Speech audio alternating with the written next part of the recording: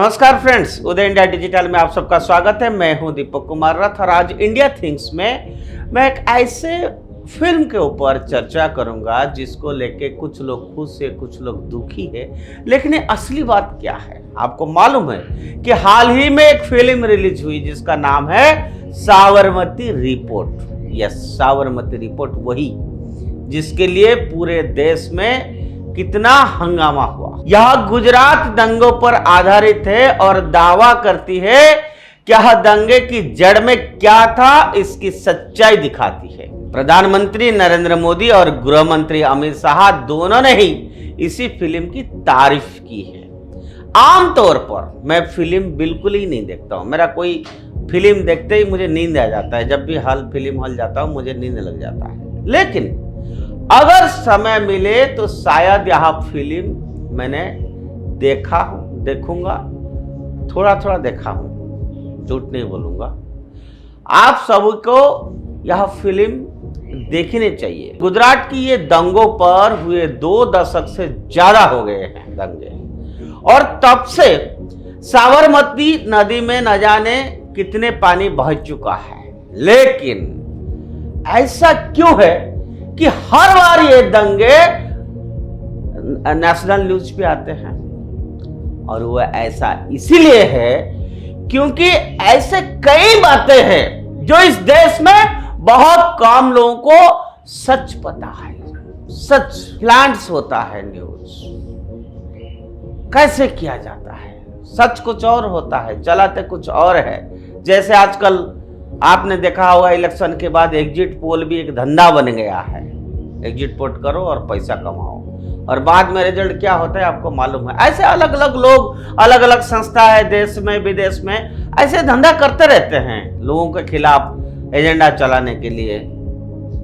तो ये खैर आम सी बात हो गई है। लेकिन ये कैसे ये दंगे गुजरात में करवाए गए हैं और कैसे कांग्रेस और इसकी सहयोगी इन दंगों का फायदा उठाते रहे, और कैसे एनजीओ ने इतने सालों तक सांप्रदायिक बिजनेस पैदा करने में बड़ी बड़ी भूमिका निभाई, और कैसे हर बार गुजरात दंगों का कार्ड खेला गया इलेक्शन में। हर बार आप इसी से समझ गए होंगे मैंने जो बोला ना अभी आपको, कि ये सब पहले प्लान बनाया जाता है, स्ट्रैटेजी बनाया जाता है। ऐसा करे तो इलेक्शन के समय में ऐसा ऐसा फायदा मिलेगा, ये दंगे करेंगे तो ये इतने साल तक उसकी फायदा मिलेगा। तो ये इसका एक पार्ट है। मित्रों, आप एक बार कल्पना कीजिए, अगर 2002 के गुजरात दंगे की आरोपी तीस्ता सितलवाड़ जैसे दागियों के साथ हिलेरी क्लिंटन और नारायण मूर्ति जैसे बड़े और प्रतिष्ठित नाम ही कहानी में आ जाए तो क्या हो। आज हम कुछ कम ज्ञात तथ्यों पर प्रकाशित डालेंगे, जिसमें एक कुख्यात अंतरराष्ट्रीय एनजीओ और बड़ी कंपनी भी शामिल है। चलिए स्वतंत्रता के बाद के दौर से शुरू करते हैं, जब दुनिया की शीर्ष खुफिया एजेंसियां हर देश में घुसना चाहती थी, और गैर सरकारी संगठन शीत विश्व युद्ध के समय से घुसपैठ करने के लिए सबसे अच्छे प्रॉक्सी टूल के रूप में शामिल हुए थे। वैचारिक युद्ध से लेकर और गुप्त ऑपरेशन तक एनजीओ आगे बढ़कर नेतृत्व कर रहे थे। और इसी तरह मित्रों, सीआईए ने फोर्ड फाउंडेशन FF की स्थापना की, जिसके लिए हमारा पहले पीएम जवाहरलाल नेहरू ने 1952 में बिल्कुल जिसको कहते हैं ना रेड कारपेट बिछाया था। और यह इन्वाइटेशन पर इन्वेजन का एक नायब नमूना था। सीआईए ने बिना किसी मंजूरी के भी सरकारी अधिकारियों को जंकेट और स्कॉलरशिप प्रदान करके फोर्ड फाउंडेशन के माध्यम से आसानी से घुसपैठ की। फोर्ड और राफलर फाउंडेशन के बिना किसी सरकारी निगरानी के भारतीय प्रतिष्ठान में घुसपैठ की थी। इसने नेहरू प्रशासन में वरिष्ठ सरकारी अधिकारियों को फेलोशिप बिना भारतीय सरकार की मंजूरी के दी थी और इन अधिकारियों को सरकार की जानकारी के बिना सीधा फोर्ड और रॉकफेलर फाउंडेशन द्वारा चुना गया था। इंदिरा गांधी के चचेरे भाई और वाशिंगटन में भारतीय दूतावास के आर्थिक मामलों के आयुक्त जनरल बी के नेहरू ने फोर्ड फाउंडेशन द्वारा सरकारी कर्मचारियों को दिए जाने वाले फंड को मंजूरी देने पर जोर न देने की सलाह दी थी। सरकारी अधिकारियों को लुभाने के लिए फाउंडेशन द्वारा की जा रहे हैं जबरदस्त प्रयासों के खिलाफ अपनी सरकार में उठ रहे तूफान से स्तब्ध नेहरू ने इस बात से इनकार किया कि उन्होंने जरूरी मंजूर दी थी। हालांकि इन्हें एक नोट दिखाए जाने के बाद पीछे हटना पड़ा, जिससे यह स्पष्ट हो गया कि विपरीत सच था। और इसीलिए मैं हमेशा कहता हूं कि कांग्रेस इस देश में हर बुराई के जड़ है। कल भी मैंने आपको यही बात कहा था। बात अलग अलग होता है, विषय अलग अलग होता है, उसके पीछे कहीं ना कहीं कांग्रेस जुड़ा रहता है, क्योंकि उसको राजनीतिक फायदा उठाना है। कैसे गुमराह करके आए हैं 75 साल से भारतीय जनता को किस तरह से चक्रव्यूह में डाल के गुमराह किया जाता है। ये कोई किससे सीखे तो ये कांग्रेस से सीखे। और ये तो 2014 के बाद ऐसा परिस्थिति सृष्टि हुई, तब जाके ऐसा बातें और सच बातें सामने आ पाया, नहीं तो ये तो कतई नहीं आ पाता। आज हिंदुस्तान में आम आदमी और युवा किसान साइंटिस्ट ये समझ रहे हैं, अरे ये 50 साल से नहीं हो पा रहा था, आज क्यों हुआ? अरे ये इतना सालों से जो बेवकूफ बना के सरकार चला रहे थे, क्या ये चक्रव्यूह के चलते? बिल्कुल यही सच है। मित्रों, फोर्ड फाउंडेशन की वेबसाइट के अनुसार इसने भारत में 508 मिलियन डॉलर भेजे हैं, जिसका कार्यालय 55 लोधी स्टेट दिल्ली में है। यह पता भारत में संयुक्त राष्ट्र सूचना केंद्र की समान है। जैसे 1952 में भारत सरकार के साथ हस्तक्षेप ज्ञापन के तहत एक तरह का विशेष अधिकार प्राप्त था 2014 तक। अब चलिए 2002 याद करते हैं। गोधरा में साबरमती एक्सप्रेस में आग लगा दी गई है।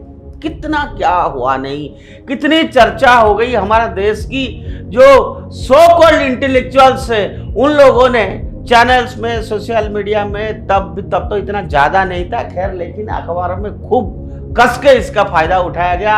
So called secularist and Khan market का जो गैंग का जो मेंबर्स है, उन्होंने पता नहीं क्या क्या बोले। अगर हिस्ट्री देखा जाए, वो बातें निकाल के दिखा जाए, उस समय की अखबार को पढ़े, तब सच पता चलेगा कि आखिर ये लोग किस तरह से सिस्टमेटिक वे में एजेंडा चलाए। मित्रों, 59 कार सेवक मारे गए। इस घटना के कारण गुजरात के दंगे हुए। तत्कालीन सीएम मोदी प्रमुखता से उभरे और घटना की और श्रृंखला ने दुनिया भर में शौक पैदा कर दी। उनके राष्ट्रवादी व्यक्तित्व में बहुत अधिक नफरतों को आकर्षित किया। आपने सुना होगा मोदी के बारे में क्या क्या, अरे मोदी आएगा तो हिंसा हो जाएगा, मोदी आएगा तो दंगा हो जाएगा। ये किसने किया था? जिन लोगों ने किया था, आज उन लोगों का क्या हालत हो रहा है आप देखिए। हालत इसलिए उनको टारगेट नहीं किया जा रहा है, लेकिन उनका द्वारा किया हुआ, रचित किया हुआ कर्म तो नहीं है, कंस्पिरेसी स्ट्रैटेजी केवल इतना ही था कि किसी का निर्मल छवि को खराब करना और उसको रोकना, आगे आने नहीं देना और अपना राजनीतिक फायदा उठाना। और उसमें पूरा लंबा लिस्ट है जिनको हर तरह से मदद मिलता रहता था, आज भी मिलता है अलग अलग स्थानों पर। मित्रों, तीस्ता सीतलवाड़ उन लोगों में से थी जिन्होंने मोदी घृणा पर अपना कैरियर बनाया। आपने देखा होगा, उनको कौन जानता था? केवल मात्र मोदी मोदी मोदी, जहां जो कुछ होता है वो मोदी किया है। अच्छी बात है, लेकिन फलस्वरूप क्या हुआ? आज 2024 14 से 24 तक जो भी अच्छा काम हुआ उसके पीछे भी मोदी का नाम आया। उससे पहले जितना खराब काम हुआ वो सारा मोदी के नाम पे लिपा गया सब।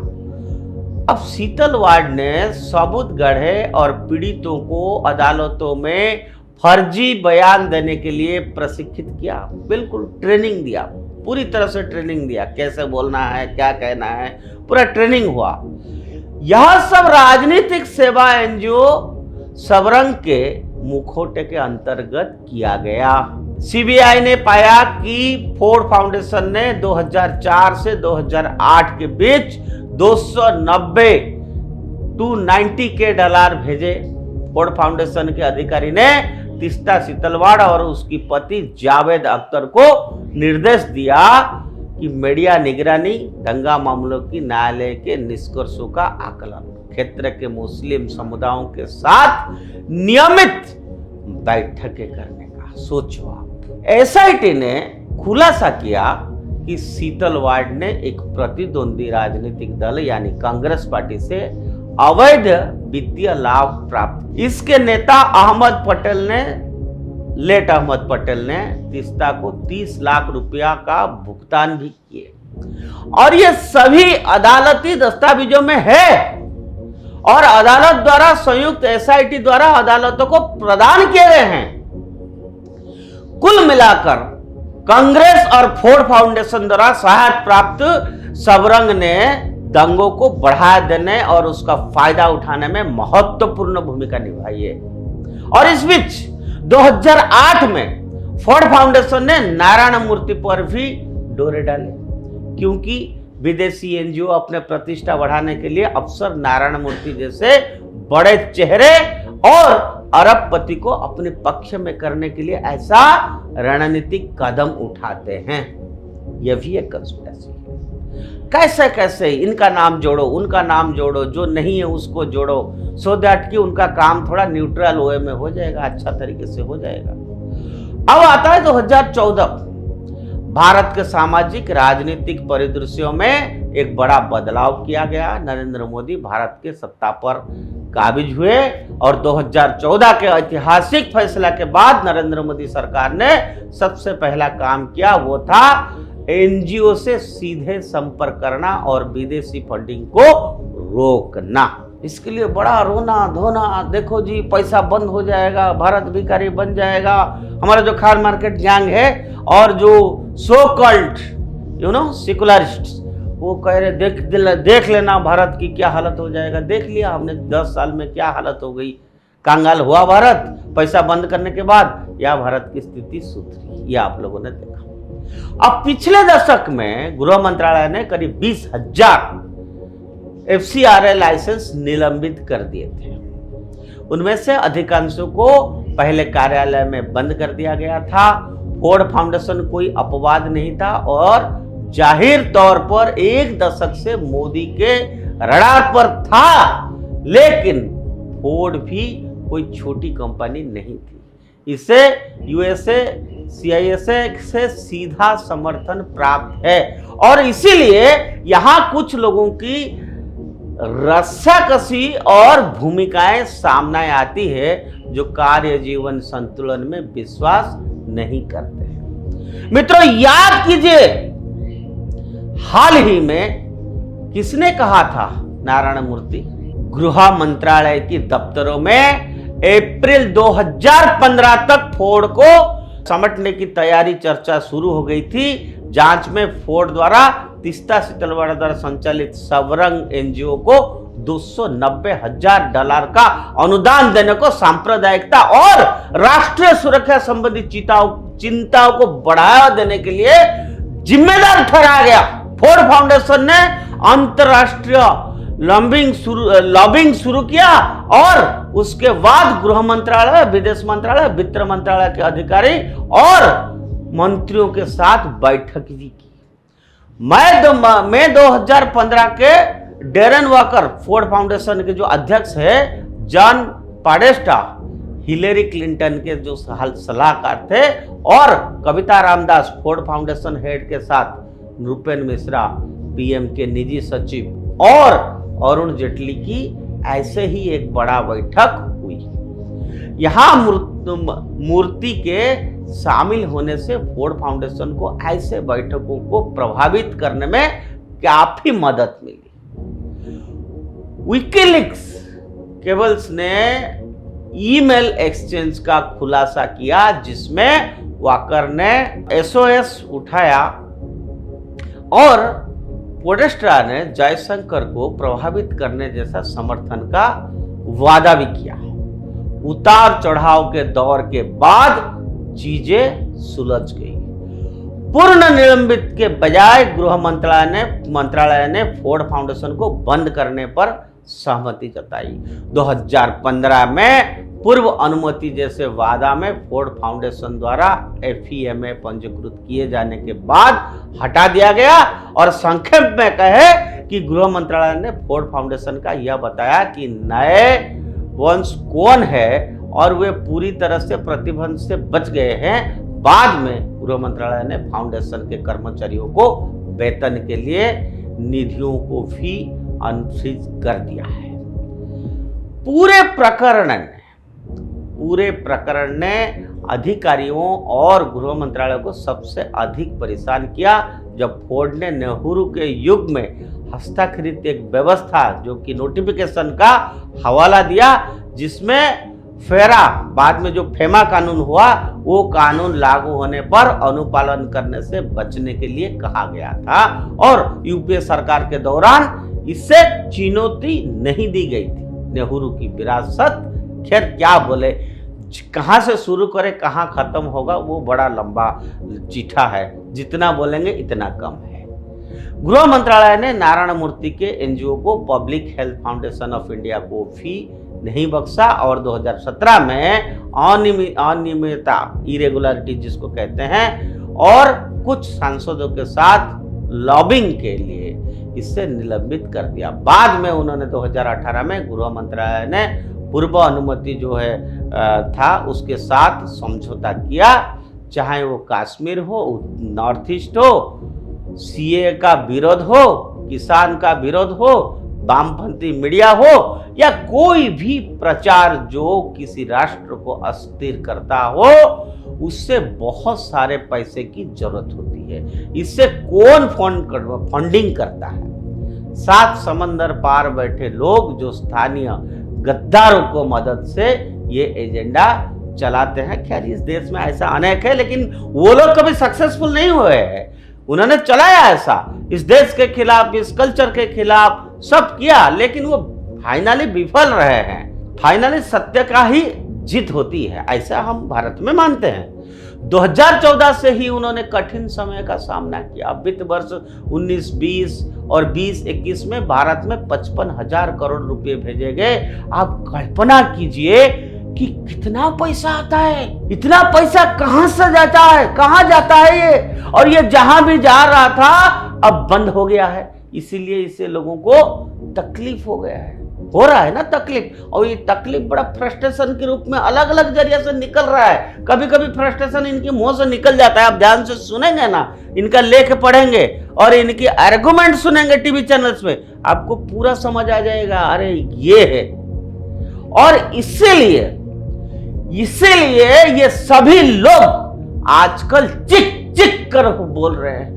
और इसीलिए अगली बार जब भी आप गुजरात दंगे या सरकार के खिलाफ किसी विरोध प्रदर्शन के बारे में कुछ देखें या पढ़े, तो इस एनजीओ और उनसे जुड़े बड़े बड़े लोगों की भूमिका को याद जरूर करना मित्रों। इसमें से ज्यादातर विदेशी शक्तियों के एजेंट है, सब एजेंट है। मैंने बताया ना अभी कि सिस्टमेटिक वे से नेहरू जमाने से चलते हुए आ रहा है और अब भी चल रहा है।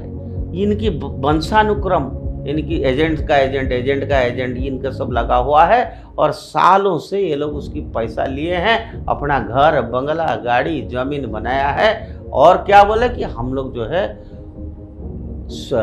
इंटेलेक्चुअल से, ये लोग जो है ना उनके झांसे में आए लोग हैं जो अपना जाने अनजाने में हमारा देश को अनस्टेबल करने में पूरा भूमिका निभाया। आपको समझ आया होगा ये कितना इंपॉर्टेंट बात है। अरे ये लोग 75 साल से इस देश को अनस्टेबल करने के लिए और राजनीति में डट के रहने के लिए क्या क्या नहीं किया, और तब भी सफेद झूठ।